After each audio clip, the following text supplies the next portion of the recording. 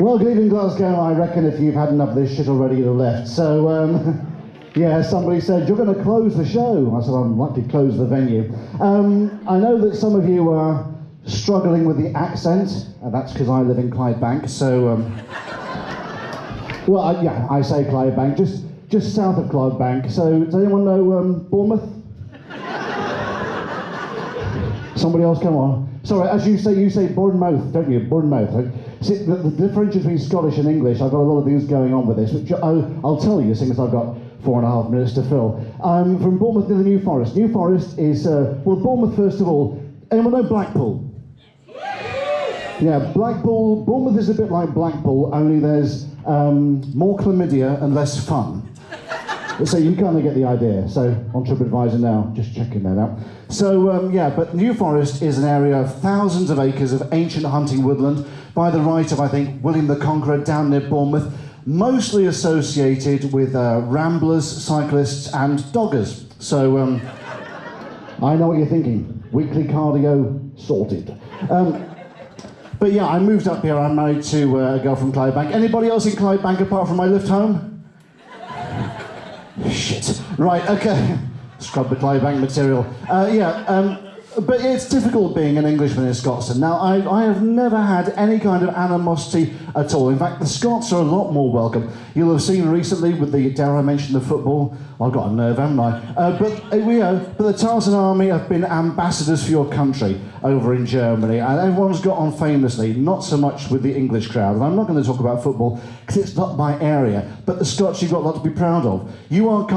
You're brought up with a grit, a fire, a determination, a belief that anything is possible. And the world over, you're respected, and I've got first-hand experience of this. My wife and I were in Florida a few years ago, and we were sitting in a hotel bar on holiday, and we heard some Canadians next to us.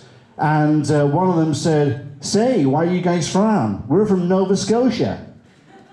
And my wife said, without missing a beat, "I'm for actual Scotland."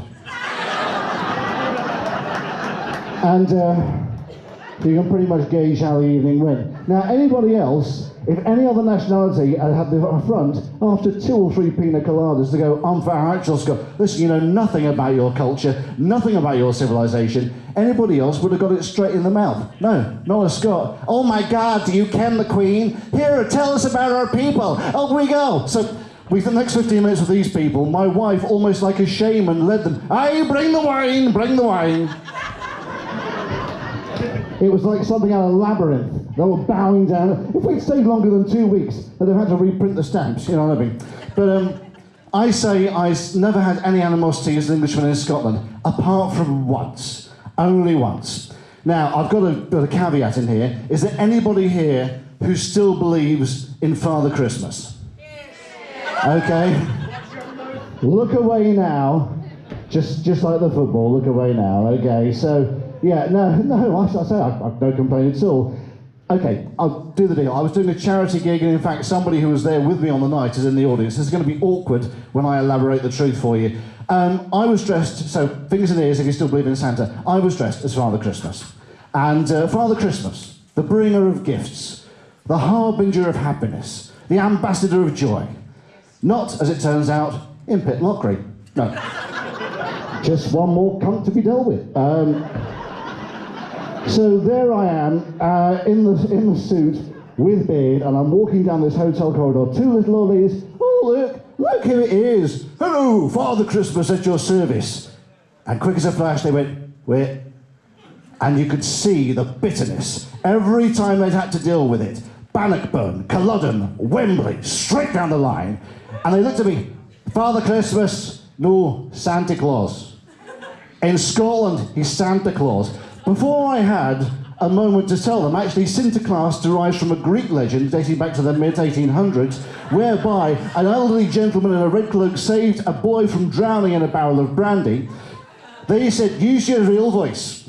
I said, "This is my real voice." "Use your real voice." "All right, this is my real voice." "No, use your Scottish voice." What right have they got an Englishman playing Santa Claus in Scotland?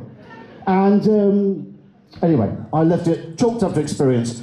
An hour later, I finished the gig, I'm going down the corridor, and they're stood there. They're looking at me waving, and I'm going, use your Scottish voice, use your Scottish voice, use your Scottish voice. Santa, I'm on your list. Oh, you're on my fucking list. So, needless to say, Christmas in Pitlochry is off this coming year.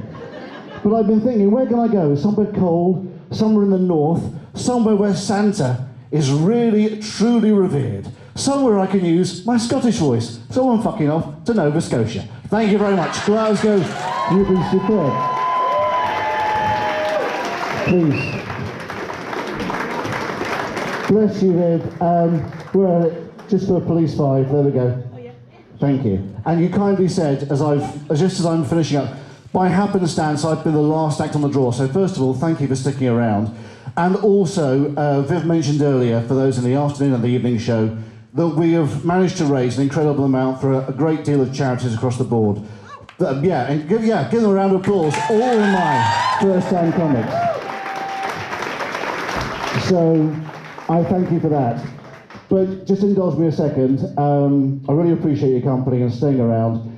The person who put me onto a charity in my mind for motor neuron disease passed away on Thursday. So I'm doing this in memory of Sarah Gwilliam. But for everybody who's been there and supported all our charities, thank you very much. I'll hand over to our inimitable MC, Viv G.